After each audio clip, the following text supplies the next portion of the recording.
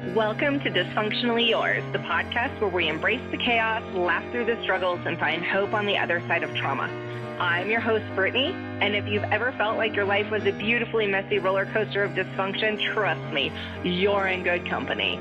Here, we'll have real, raw, and sometimes ridiculous conversations about mental health, relationships, and healing, because let's be honest, life isn't always pretty, but that doesn't mean we can't come out of it stronger and maybe even smiling.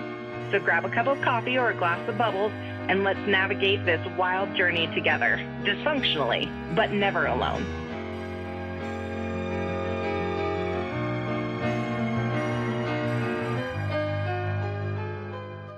Welcome back, friends, to another episode of Dysfunctionally Yours. I am your host, Brittany, and we are back where the mess is real and the growth is optional, but highly encouraged. And delusion is sometimes a survival strategy. At least we aren't afraid to call out all of our nonsense. Right? Right. Recently, we've had some heavier discussions, right? Because it's Men's Mental Health Month. I've talked a little bit about my brother. I know that those are serious topics. And so because I want to be mindful of my mental health and yours, we're going to lighten it up just a smidge today. Plus I had an old friend who wants to hear a story. And so I ultimately had to build an episode around the story to make it make sense. So you can thank him later. Anyway, before we get into that, something I've been keeping notes on for the past week and a half or so are all of the medication commercials that I see. And honestly, it is looking at their names, I've been documenting them. And looking at their names is a lot like somebody spilled Scrabble tiles, scooped them all together and said, this is the name, right?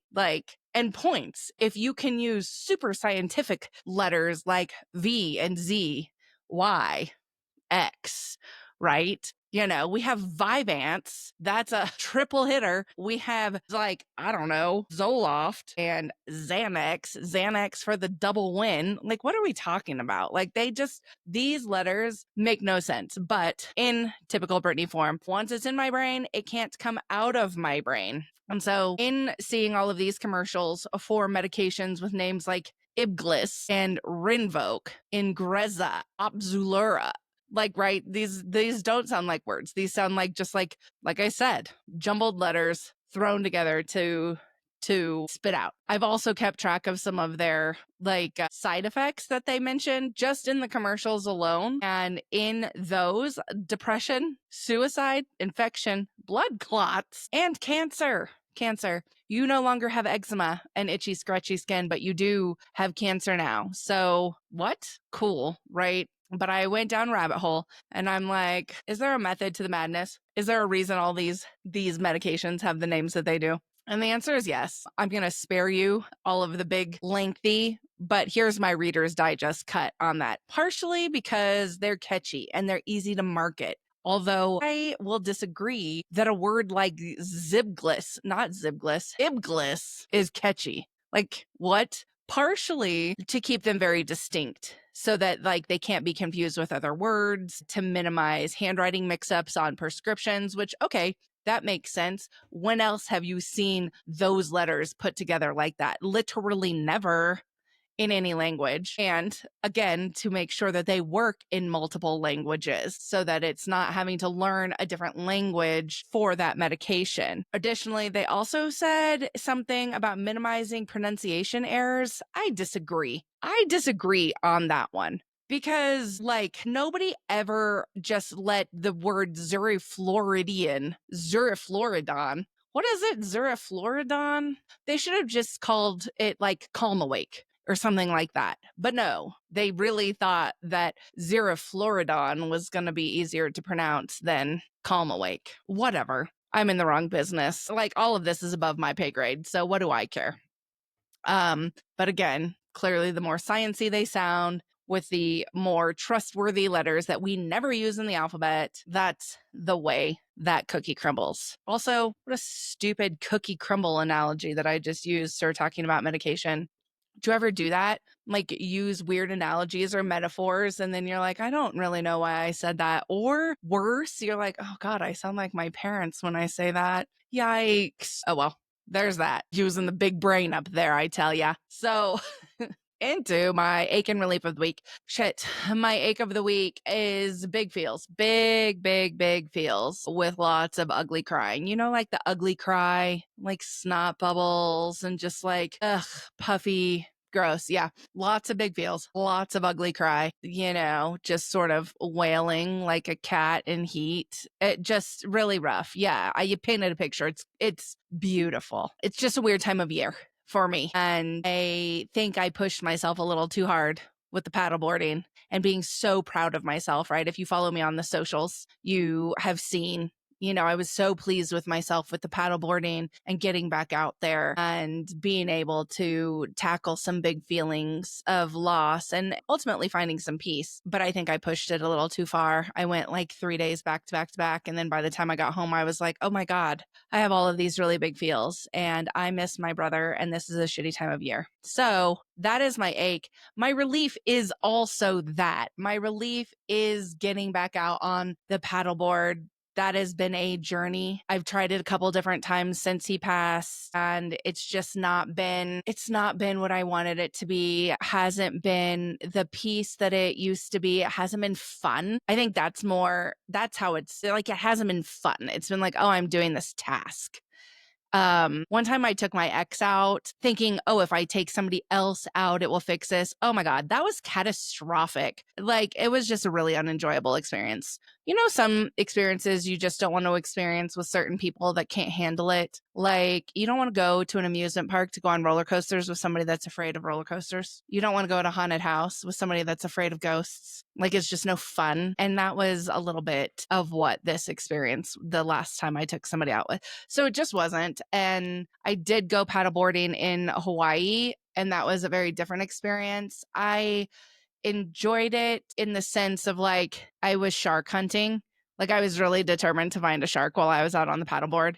I didn't find a shark, as you can probably see by I have all of my hands and feet, but I was looking for one. But it wasn't fun. So I have taken my paddleboard out, but I've not enjoyed it. And so I bought a new one. I went back to the place we used to go. I sat, I reminisced, I cried a little, and I actually found a little bit of peace and maybe a little bit of closure even. And so that was nice. And then, like I said, I came home and yikes. But I think it could be an ache and a relief all rolled into one, right? Well, it certainly was for me this week. So with that, this week we're talking about the fine art of tackling our problems head on, because sometimes we don't tackle them head on. We aggressively ignore the text that you don't want to answer, or we reschedule doctor's appointments 4 times because you just don't want to go. The bill that you're ignoring, like your ex. Hello, student loans, anybody? But we're going to call it out. We're going to call out all of that avoidance with love and a little sass in Brittany fashion and some humor, because I'm a really funny girl. Anyway, so grab your favorite drink, buckle up, and let's deal with this mess. Also, this is a dirty soda.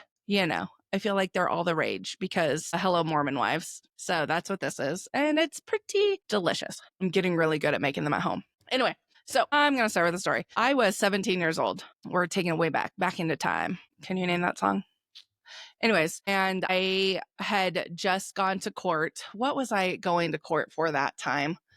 I think I went to court that time for shoplifting, possibly, maybe. I don't remember. But I went to court and I was pregnant and we were leaving court. Obviously, my rattlesnake was with me because she had to be. And we're leaving court and she's just making the meanest, nastiest comments about me. And, just, I understand this isn't what she wants to be doing with her time, but like just nasty as can be to me as we're walking out of the courthouse, and then has let me know how much trouble I'm going to be in whenever I actually get home. So we leave the courthouse. I decide, fuck this. I'm running away. I am going to run away from home. And so I drive, because we drove separate cars. I must have been someplace and she was not. So I met her there. So we leave. I drive to my friend's house. I'm like, hey, I convinced my friend, she's a little bit older than me. She graduated. She was already graduated by this time. She was a year older than me. And I convinced her, like, hey, let's take a road trip. My brain, all of the ulterior motives. She has more money than I do. This is horrible. And if you're listening, I'm so sorry that I was an asshole friend. Sorry, Pam. But nonetheless, I have all of these horrible ulterior motives, right? She has more money than I do at this time. She's,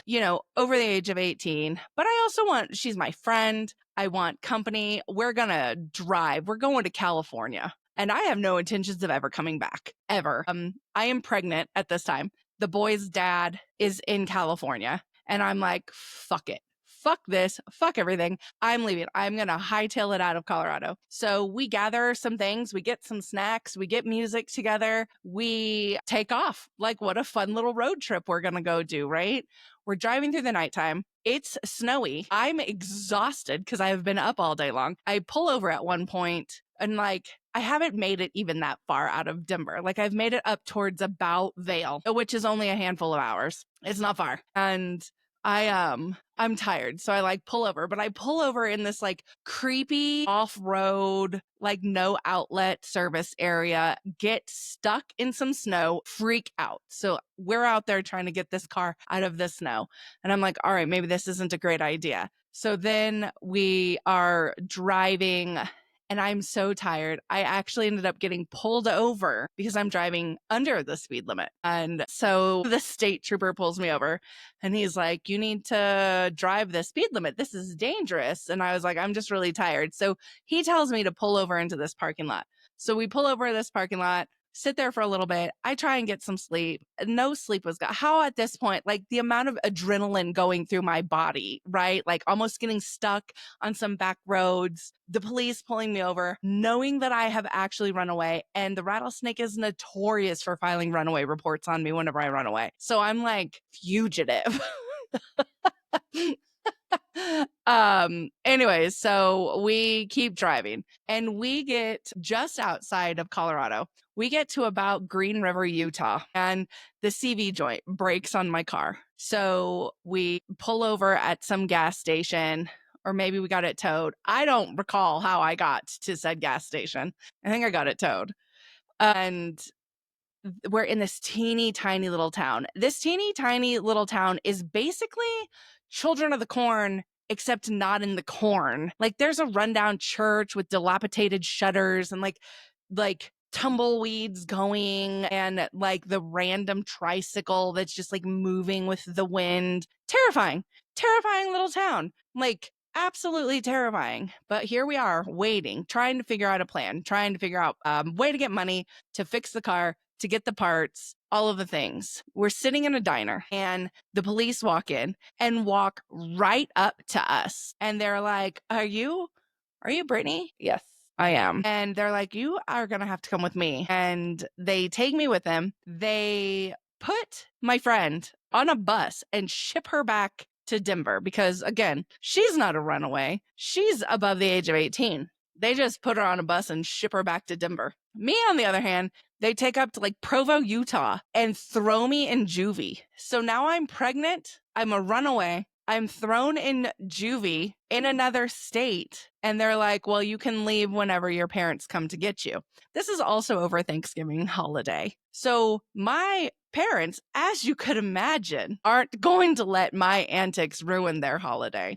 So I have Thanksgiving in juvie. I'm there for a handful of days. And then after holiday is over, then they come to get me. Then they come to break me out of jail. And then we drive back. What a horrible drive back. So uncomfortable. They also have to, so we had to drive two cars because my car now is fixed. So we have to get my car back to Denver. And then obviously the car that they drove up there. It was a disaster.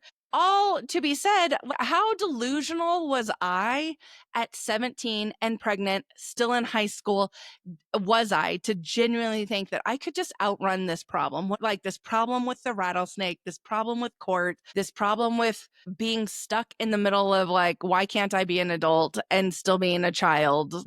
I've talked about it before. I am notorious for running away from my problems. Obviously, that's a very extreme case of avoidance, but it's a story scary. And now you know about that time Brittany was pregnant in juvie. Sounds could they make that a TV show? Maybe. Anyways, so that just sort of leads me into what I wanted to talk about with like the art of avoidance. And that can be really small problems that you don't want to do, right? Like the laundry or text messages or returning a phone call to, I don't know, the dentist, the people that are giving you your lab reports. My closet, still not done, still not done. Or larger ones, you know, like that. Court, just some real big life issues, financial issues, relationships, conflict, medical stuff, and emotional things. And emotional things, because I feel like we all know if we're procrastinating the big stuff, we all know what we're supposed to do. We all know that we need to do our laundry. We all know that at the end of the day, we need to respond to that email at work. We all know that we need to call the DMV and get tags on our cars. Right? Like we don't want to do any of those things, but those are the big things that we are very, very, very aware of. So I wanted to talk a little bit about emotional procrastination, which is when you delay facing or processing or expressing your emotions. And you could do that with other tasks or by numbing or by staying busy. Like right now, I could be doing my closet, but instead I was like, let me record another episode for the podcast. And earlier today, whenever I was like, oh, it'd be a good time to clean my closet, I was like, let me prep for another episode of the podcast. I know what I'm supposed to be doing. I just am going to keep finding something else to do it or to do instead. So it's like procrastination. But instead of avoiding chores, it's emotions, which we talked about even a little bit last week with Aaron and Rob on here. I mean, like we're not always in a position where we're comfortable or feeling safe to express our emotions. And that's very real. We don't always feel safe to express our emotions. And so sometimes it looks like I'm fine. I know that's every man's least favorite line to hear. But it's like saying I'm fine when you're not and convincing yourself that you're just going to deal with it later. But are you? Who knows? Maybe not. You can avoid your emotions by binge watching TV instead of sitting with the anxiety after a triggering conversation,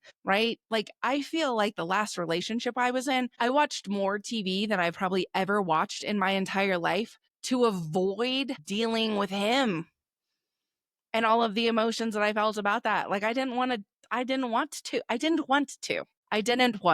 It was too taxing on all of my brain cells. And it was easier to just stare at countless episodes of Vanderpump Rules and Love Island instead of having important conversations that dealt with real life issues and big feelings, right? I think some people can do this with working overtime or committing themselves socially so that you're not ever alone with your own thoughts and your own feelings going on inside of here. Trust me, I know it is so loud up in here. Like loud, like genuinely so loud in my brain. So I totally understand like not wanting to be alone with all of your own thoughts and feelings and things going on up there. I definitely lived that way for a long time. And I feel like I would start problems. I would start chaos, like pick a fight via text just to have somebody to continue, like to take the focus off of what was going on in my brain because I was just so uncomfortable being alone with my own thoughts, which is so wild to think because now I'm like, oh my gosh, I just really love my peace and serenity so much. It can be telling yourself you'll go to therapy next month, every month, or to the doctor, or to the dentist, or to the DMV, right? That very important thing that you need to do for you, but now you're putting it off until next month, and until next month, and until the next month. And helping others to avoid your own emotional needs. How many of us are helpers? We want to help, but it's easier to help you and your crisis than it is to focus on me and mine. I'm fine. I'll take care of that next month, but right now I'm here for you, right? Like that's very easy to do, to focus your energy on somebody else or something else instead of doing what you need to do for you, right? But what about productive avoidance? Can we use productive avoidance to deal with these things? I think yes. Productive avoidance. What do I mean by that? Brittany, what is productive avoidance, you say? Well, let me tell you.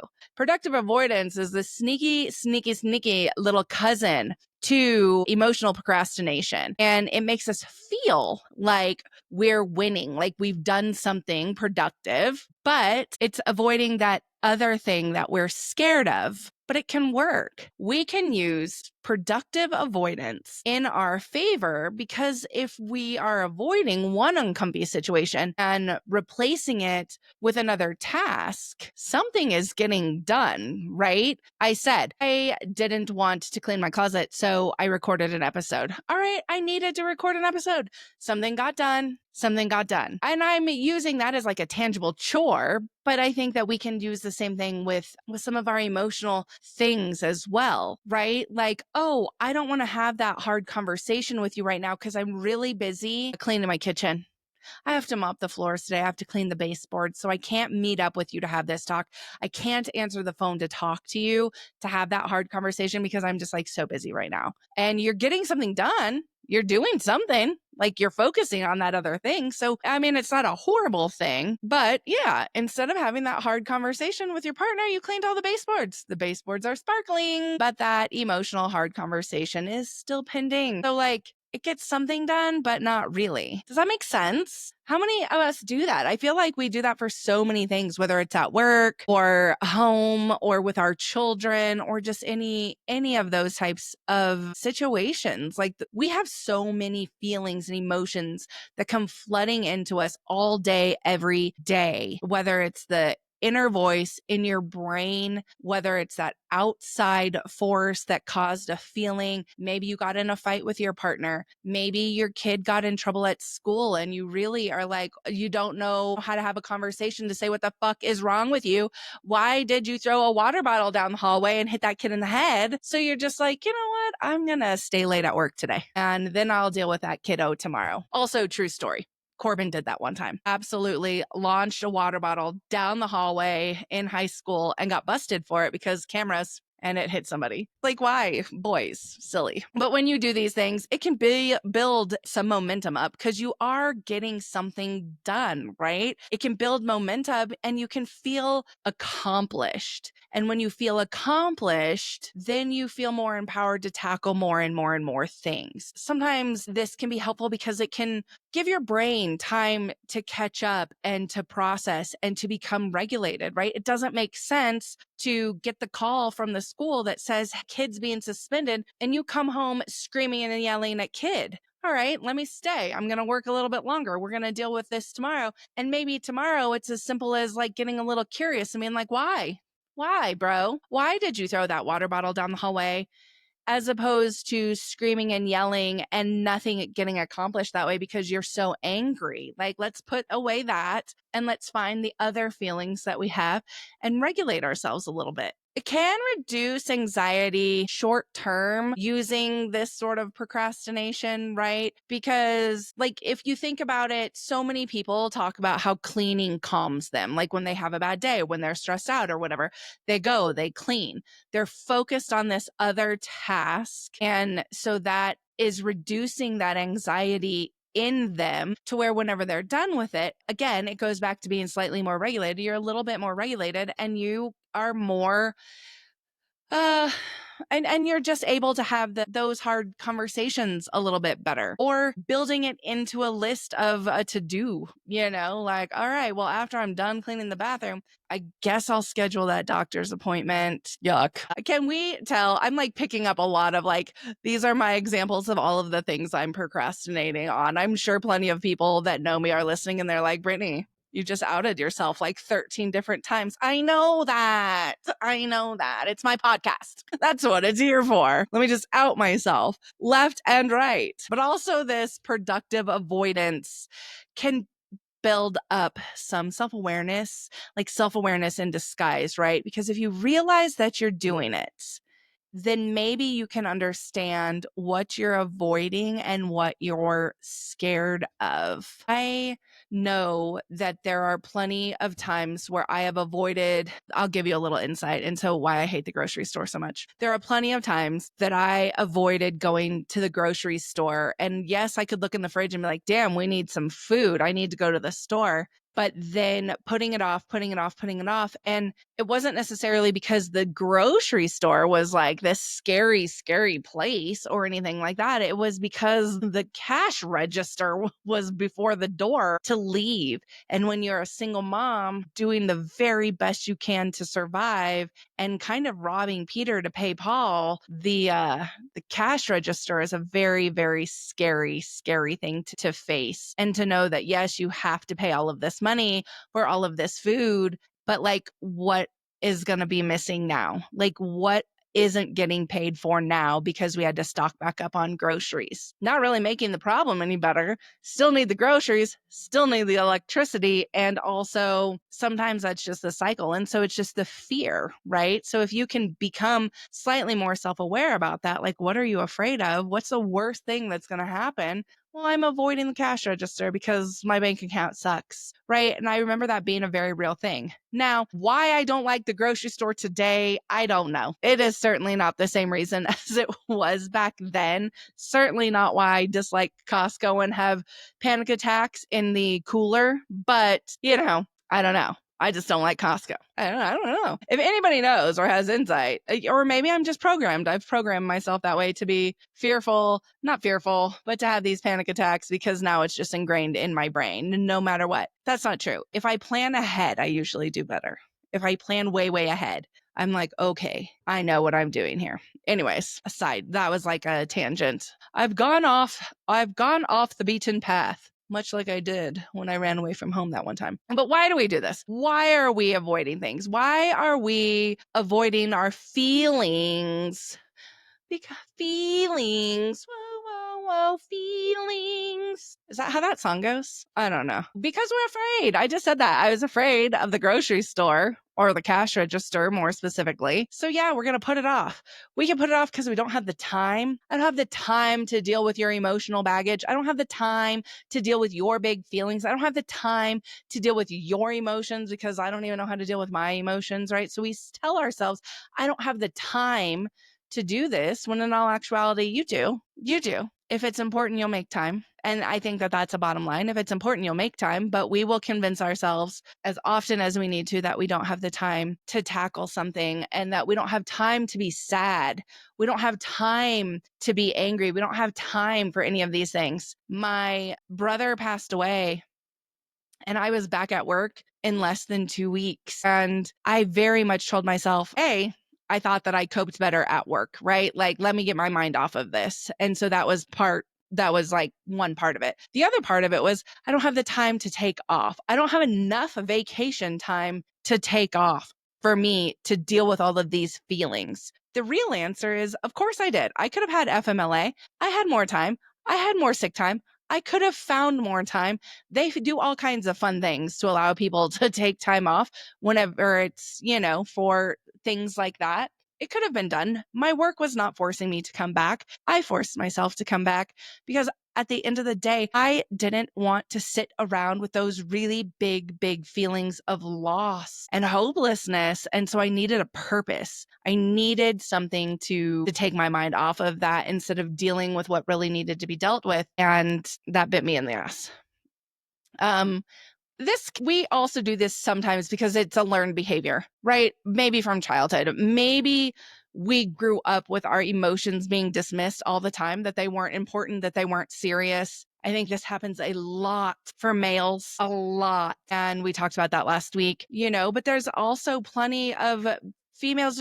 It's a problem in the world that whenever we don't know how to express our emotions, we don't know how to verbalize our emotions, then our families don't know how to listen to it. And oftentimes that gets dismissed a lot, right? My very first attempt, I told both of my parents and my best friend, how I was feeling and how hopeless I was and that I didn't want to be around anymore and how horrible the day was and all of these things. And yet it's like I didn't have the words, the vocabulary to express how serious this was. And then we know where that landed us. So they get dismissed a lot of times. And then we grow up to dismiss them ourselves, that they're not important, that nobody cares, that they don't matter. And they do matter. And then there is some shame in there because people tell people all the time, you're too sensitive. You're just too sensitive.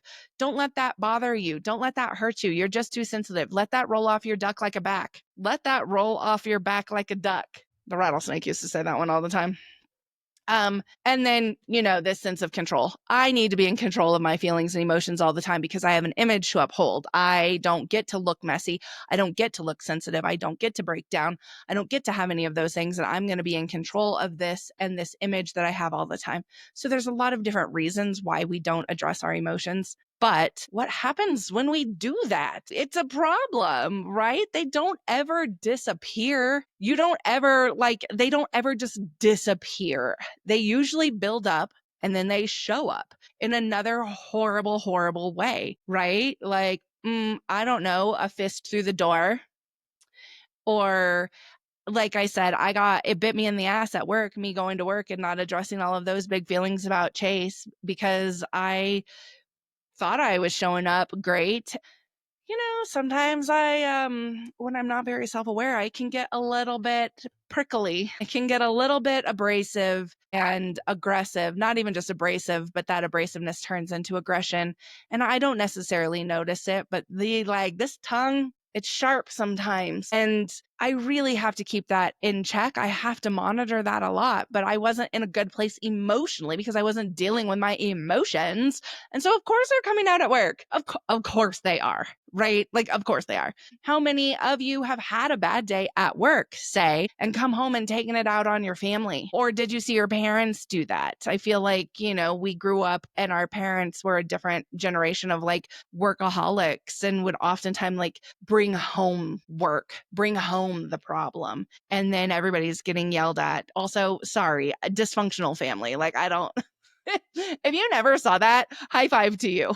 Congratulations to you. I sometimes forget that, my family and my childhood was not normal, but I'm going to pretend it is because it's my normal. It's my normal. Not dealing with these things can also lead to burnout, and it can, as I bite the microphone, did you see that?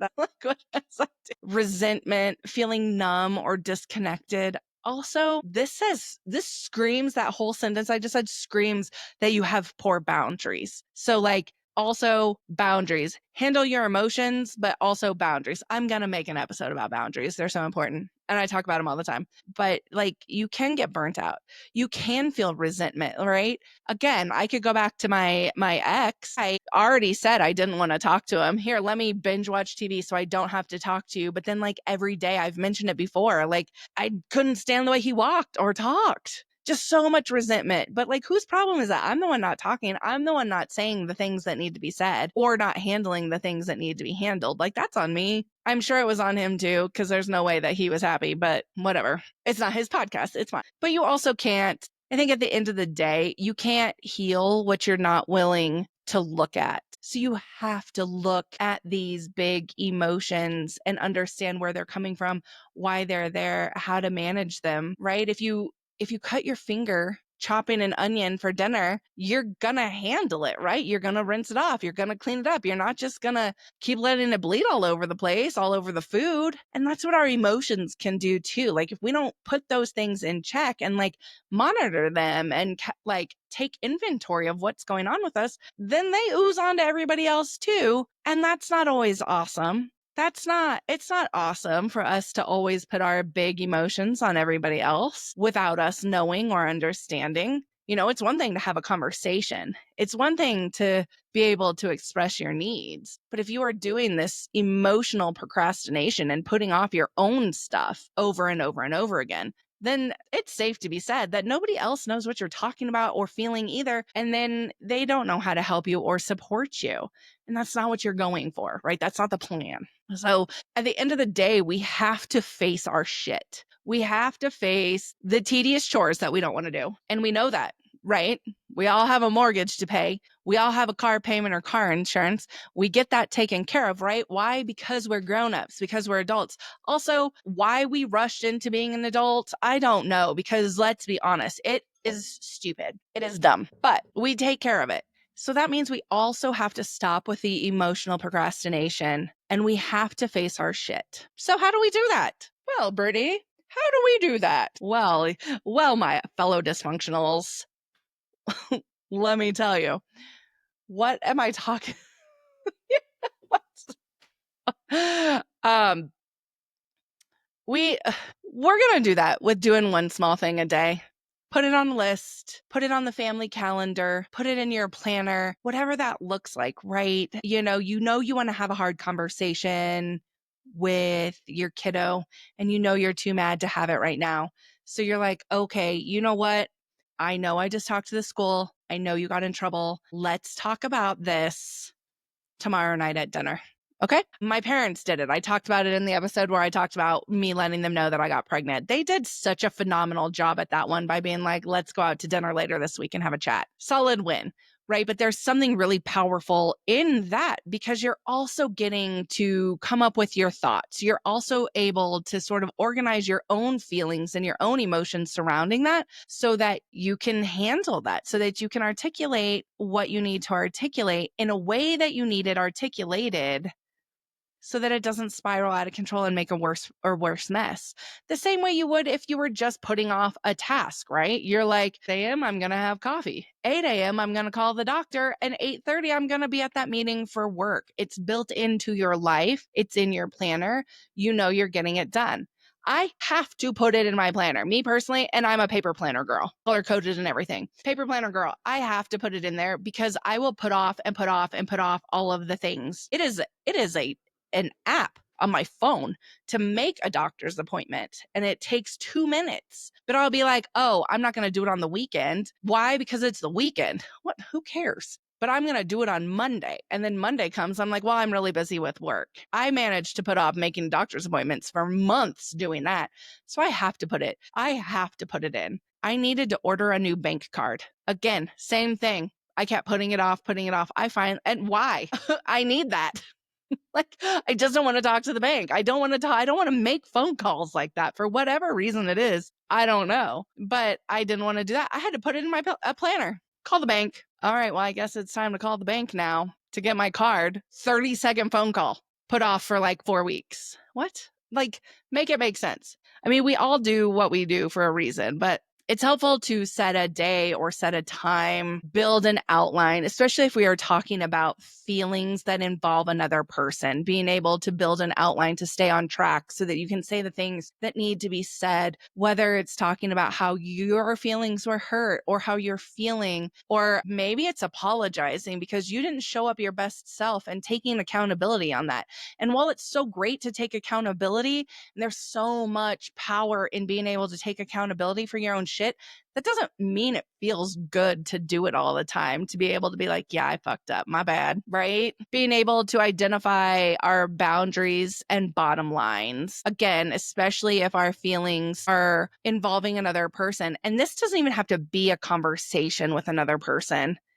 I recently needed to reevaluate a friendship and it was really hard to do that, but it was just getting to a point where I was like, this isn't good. This is not a good situation. And I needed to come up with some boundaries. I needed to come up with some bottom lines for me personally, right? And some of them did get articulated, but then others of them were just for me personally. Like, Brittany, this doesn't work. This doesn't work. And like, if this happens one more time, this is what I'm going to need to do. This is the conversation I'm going to need to have, or the direction I'm going to need to go. And again, those are hard things to deal with. That's why there is all of this emotional procrastination that goes into it. No, we don't want to do the hard thing. It's hard. But being able to take inventory of that, set those bottom lines, set those boundaries is going to help us in the long run get our needs met, our emotional, mental, physical needs met, right? And then, maybe just setting a timer to challenge yourself a little bit.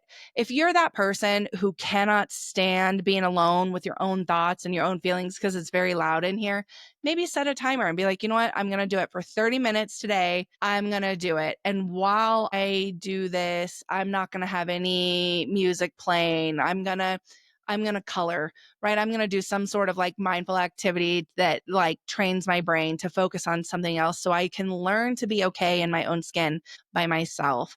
I can learn that it's okay just to be still, because that's hard. That's hard. All that anxiety, all that stuff in there, woo, it's a doozy. But being able to challenge yourself a little bit and knowing that it's okay to say no, right? I know that it feels better to go so that you're never alone. But it's okay to be like, no, I'm actually tired, and understand that you're going to sit with that, like that uncomfortable feeling for a little bit, but your body needed you to say no because you were tired. So like there's a win in there.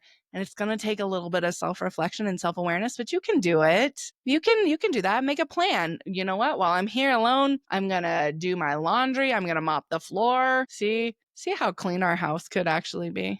I mean, at the end of the day, all of these are tiny little baby steps, but baby steps are still steps. Baby steps still get you from point A to point B, right? It's okay. You don't have to have it all under control. You don't have to have it all figured out, and you're not going to have it all figured out every time. Sometimes you're going to fall down, and that's okay. And sometimes you are going to procrastinate, and sometimes you are going to avoid.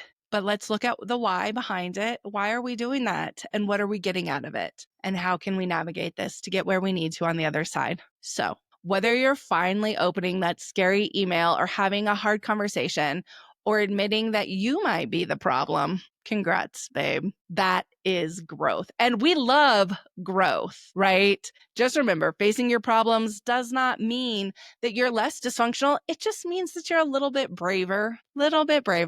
Thank you for hanging out with me today. If this episode gave you a laugh, helped you get that laundry folded, or the courage to text your therapist back and make that appointment, share this with a friend, leave a review, or drop your funniest avoidance turn to triumph moment on Instagram, TikTok, or the Google form. Why? Because people need people, and we are building a community. You can follow along on Dysfunctionally Yours podcast on Instagram and TikTok. New episodes drop every single Monday on all streaming platforms as well as YouTube. Until next week, don't be afraid to be great. Toodles, poodles. Bye.